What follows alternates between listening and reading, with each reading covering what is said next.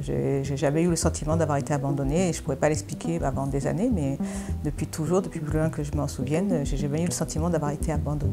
Même petite, je sortais de l'école, j'avais un sentiment qu'on allait venir me chercher, qu'il y avait une erreur quelque part.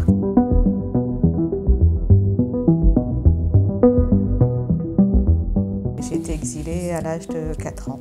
J'allais faire 11 ans. J'ai été exilée à l'âge de 3 ans avec toute ma fratrie dans la Creuse. Alors en fait, moi mon parcours ça a été de 0 à 9 mois avec ma mère biologique. Après j'ai été 9 mois en pouponnière et après j'ai été directement adoptée dans une famille des Pays-de-Loire. D'après mon dossier de La Réunion, j'avais 5 ans et demi, 6 ans.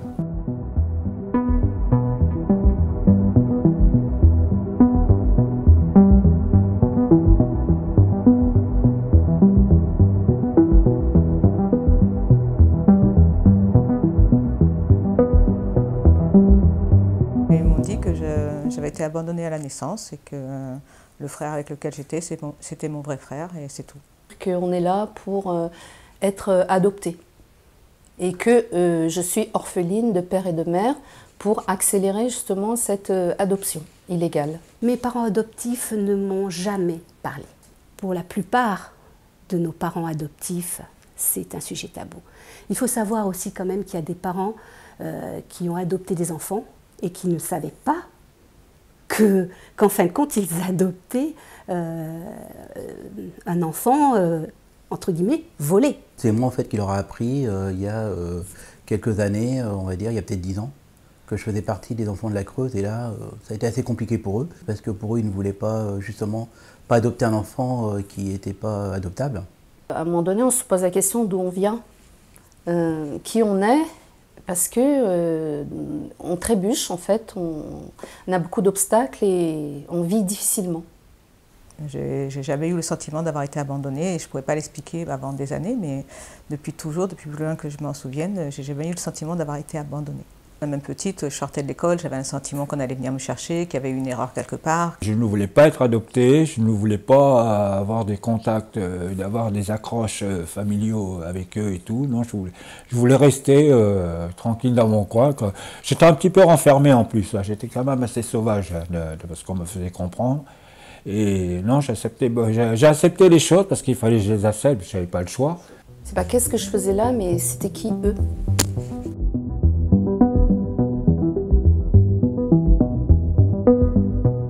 Je voyais qu'il y avait un meuble où on cachait tout. Et je me suis dit qu'il y a un mystère là-dedans, c'est pas possible. Et un jour, j'ai demandé la clé parce que je voulais voir. Et c'est à partir de ce moment-là, je me suis rendu compte, enfin dans la lecture, que j'avais une famille, que j'avais une maman. Déjà à l'adolescence, j'ai fréquenté le milieu antillais, réunionnais. Dès que j'ai pu, en fait, j'ai baigné un peu dans cet univers. J'ai appris ma première chanson réunionnaise. Et puis après, à 20 ans, j'ai travaillé dans un restaurant réunionnais. La première information, je l'ai eue, j'avais 20 ans. Et j'ai eu le nom de ma maman. C'est qu'à l'âge de 16 ans que j'ai appris toute l'histoire. Et là, c'est dévastateur. À 16 ans, découvrir qu'on a un autre nom, un autre prénom, un autre lieu de naissance, que tous les questionnements qu'on avait pendant des années étaient vrais, de par la couleur de peau, le racisme qu'on a pu subir. Mon parcours m'a amené à être éducateur, après chef de service dans le médico-social, dont l'ADAS. Et j'ai eu, je ne sais pas, cette chance ou pas, d'avoir des interactions au niveau de l'ADAS de La Réunion. J'ai eu rapidement mon dossier sous un mois. Moi, mes parents, on leur avait toujours dit, né sous X, j'avais le carnet de santé aussi, donc tout était falsifié, changement de nom, enfin tout était bien rayé. Et en fait, dans le dossier de l'ADAS, moi, c'était marqué que enfin, mes parents ne m'avaient pas du tout abandonné. En fait, ils sont venus chez la nounou où on était, et voilà, et ils sont venus nous chercher. Et quand on a reçu mon dossier, alors là, c'était une catastrophe, parce que bon, mais pas l'histoire qu'on m'a racontée. On me disait que bon, dans le dossier, il y a écrit que ma mère est morte à ma naissance. Est-ce que c'est vrai ou pas? Apparemment, c'est vrai. Après, on me dit que mon père, il m'a laissé tomber parce qu'il n'était pas capable de s'occuper de moi. Après, il y a une autre page où ils disent que mon père demandait que je retourne à La Réunion. Ça n'a pas été fait. Mais découvrir tout ça, ça fout un choc. Faut un énorme choc et tout. On se demande même comment on fait pour tenir debout des fois, même encore maintenant.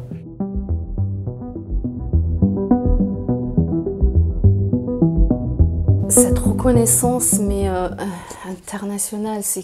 C'est se dire qu'on a existé, on a vécu ça et qu'on est toujours là et on puisse tourner la page. Pour moi, c'est hyper important. Qu'on soit reconnu, entendu et qu'on soit reçu aussi par le président. On a besoin de dire que ce que nous avons vécu, c'est grave. Qu'un gouvernement ne prenne pas la décision de justement repeupler ou parce qu'il manque des enfants à un endroit. Voilà. Qu'on n'arrache pas l'enfant à ses parents ou à vraiment cas exceptionnel, parce que de par ma profession, j'ai pu voir des choses assez dures et bon, on essaye toujours de mettre du sens dans la cellule familiale. Ce qui pourrait m'apaiser, c'est que l'État déjà reconnaisse la faute qu'ils ont faite gravement, parce qu'ils ont détruit des gens. Ça, c'est vrai que c'est dur, parce que la sensibilité des gens, je trouve qu'ils n'en ont pas pris en compte. Et sinon, qu'est-ce que vous voulez faire d'autre? Je n'ai pas d'idée au niveau de l'État, parce que j'ai l'impression qu'ils n'avancent pas, ça n'a pas l'air de les intéresser. Je ne sais pas, je sais pas comment faire, je ne sais pas quoi dire.